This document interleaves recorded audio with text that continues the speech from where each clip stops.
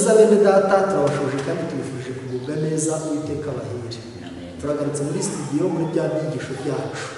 Turi kumwe na bene data ngira ngo turamenyeranye amazina yanjye yitwa Ize Jean Pierre.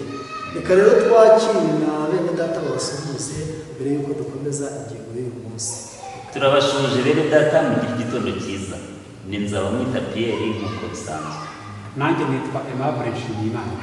Murakoze cyane ejo mwaradufashije twasobanukiwe neza umwungeri ingingo batubwira ngo irembo ry'urwuri rw'intama. Reka dusabe Pierre duciremo mu ncamake uko twayumvise kugira ngo yibutse mu ntekerezo zacu tubone dukomeze ingingo y'uyu munsi.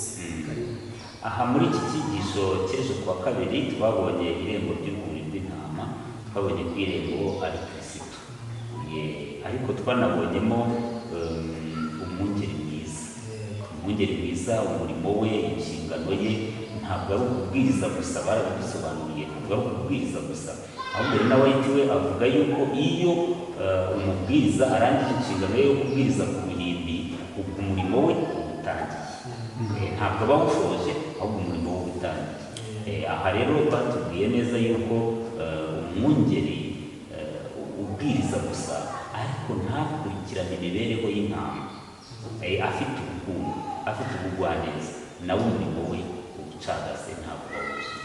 Murakoze cyane. Noneho rero reka twinjire kuri iyi ngingo itubwira ngo ikigereranyo cy'umwungeri mwiza, ariko mbere y'uko tuyijyaho reka tubanze dusenge. Urakoze data wera, turagushimye muremyi wacu, izina ryawe rihabwe icyubahiro. Tugushimiye ko waduhaye kuramuka kandi ukomeje kudufasha muri ibi byigisho. Twishyize mu biganza byawe kugira ngo ubwo tugiye gusangira ijambo ryawe kuri iyi cano uduhe umugisha kandi ubane natwe ibi byigisho aho bizagera hose umwuka wera azabyumvikanishe. Niko dusenze twizeye ko twumva mu izina rya Yesu, amen. Murakoze cyane. Iyi ngingo itubwira ngo ikigereranyo cy'umwungeri mwiza, mwene data Pierre yari amaze kudusobanurira ingingo y'ejo. Twabonyemo umwungeri mwiza ndetse tubonamo n'abantu, twabonyemo n'urugero kuri twe uburyo dukwiriye kwirinda mbere y'uko tujya kuragira kugira ngo baza kwinjira mu irembo. Iyi ngingo rero itubwira ngo ikigereranyo cy'umwungeri mwiza, twaje turebe umwungeri mwiza, noneho dufata urugero rw'uko natwe nidushaka kuba abungeri bagenzi bacu twagombye kuba dufite urugero. Ni ikihe kintu kindi kiranga umwungeri mwiza Yesu yagaragaje? Muri Yohana 10:14 umurongo wa 14 kugeza 15. Dusomere Pierre. Baratubwiye bati, ni njye mwungeri mwiza kandi menya izanjye zikamenya, nk'uko data amenya nanjye nkamumenya, kandi mvira intama zanjye. Koze cyane. Rwa rupfu ruragarutse, kuba mvira intama ze, ariko hano muri iri somo harimo na communication. Kumenyana. Harimo kumenyana hagati y'intama n'umwungeri.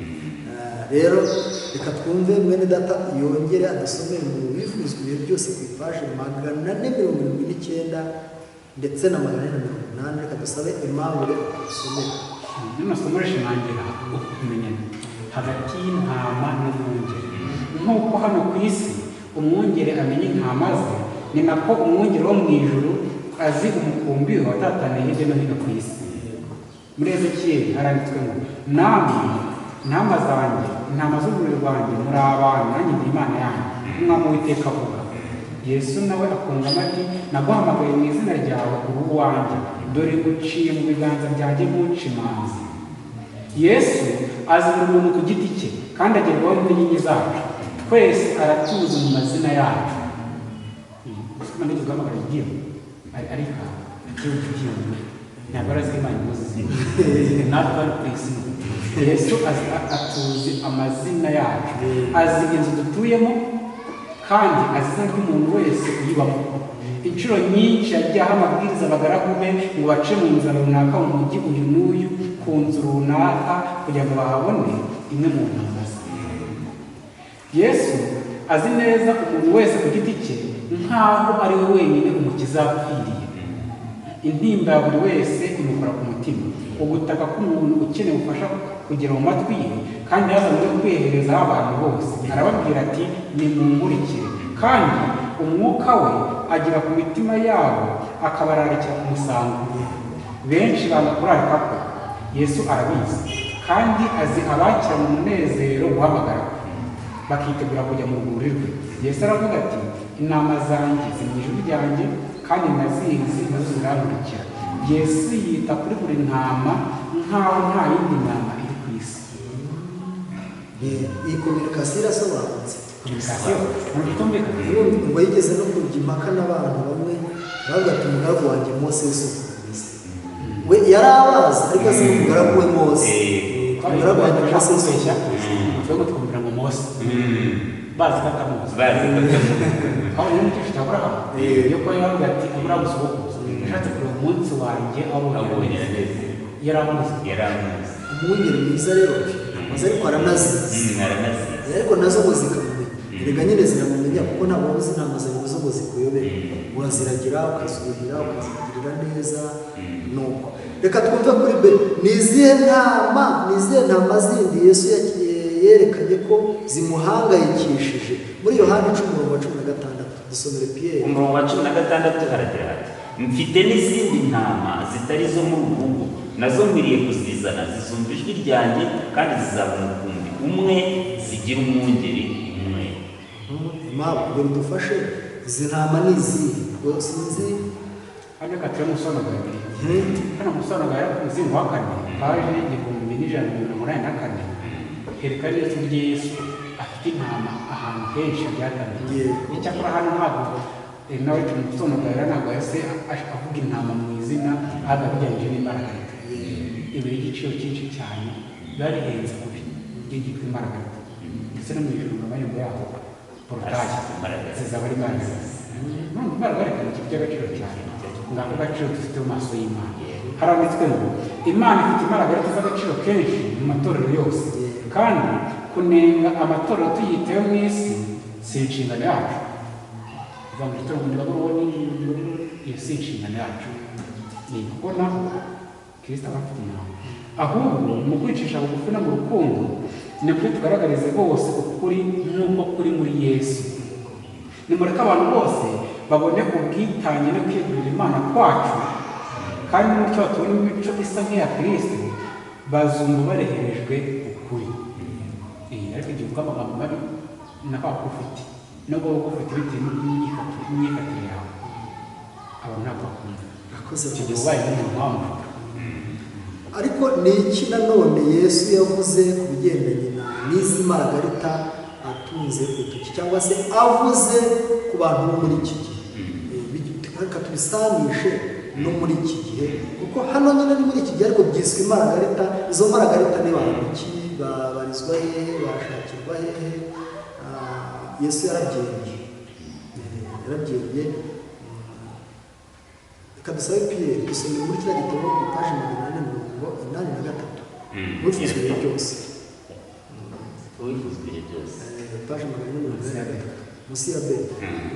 Yesu yatekereje ibyo abantu batataniye ku isi bayobejwe n'abungeri b'ibinyoma, abo yifuzaga gukusanyiriza mu rwuri rw'intama zo mu rwuri rwe bari baratatanyirijwe hagati y'amasega. Yesu yaravuze ati, mfite n'izindi ntama zitari zo mu rugo, nazo nkwiriye kuzizana, zizumva ijwi ryanjye kandi zizaba umukumbi umwe, zigira umwungeri umwe. Aha nashakaga ko twumva neza abantu batatanye hirya no hino muri ya madini yavuzwe mu bice bitandukanye, ahantu hatandukanye. Burya hari abantu batatanye kandi b'intama, ariko ikibazo bayobejwe n'abungeri. Ni ba bandi bagabana cyane bigakuragira.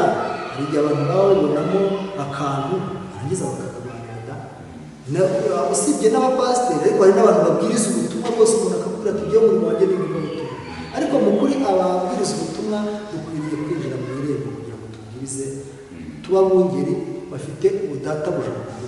Hari amagambo ari muri Bibiliya atubwira ngo mutahiza w'intama naza azaduhera, mutahiza w'intama naza azaduhera, ariko naza agasanga twarabaye abungeri gito azadutunga ngo duhanane n'indyarya.